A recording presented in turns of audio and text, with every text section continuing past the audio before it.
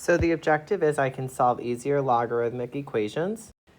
So we're going to go over the steps to solve a logarithmic equation. So the first step is to condense and isolate the logarithm. Second step is to rewrite the expression in exponential form. And then the third step is to solve and check for extraneous solutions. So for these logarithms specifically, I call these the easier ones because they have the same common base. When this happens, what you can do is actually cross the bases off to have 7x minus 1 equals 5x plus 17. So we're going to minus 5x from both sides, add 1 to both sides. We'll have 2x equals 18. Divide both sides by 2, we get x equals 9.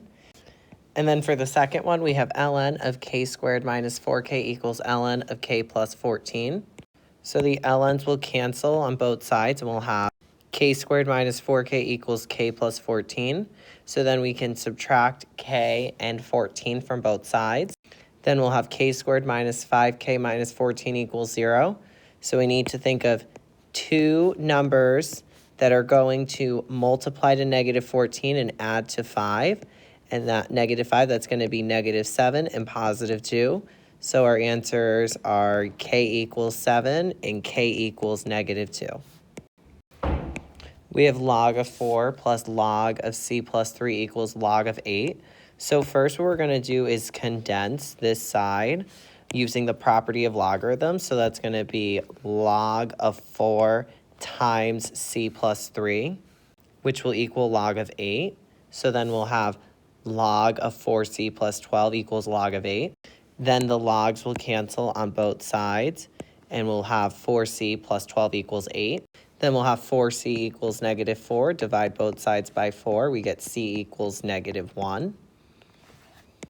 Now for number 4, we have log of 7 times w plus 6.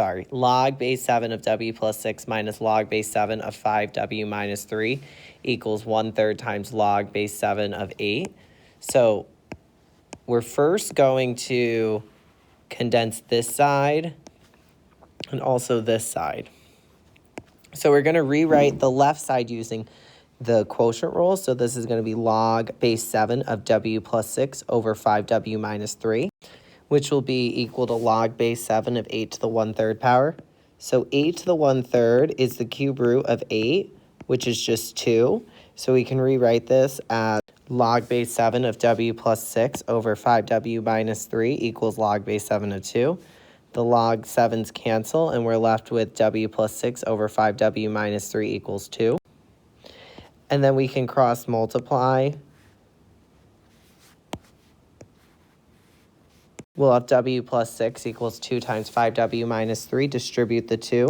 So we have w plus 6 equals 10w minus 6. We're going to minus 6 from both sides and minus 10w from both sides. We'll have negative 9w equals negative 12.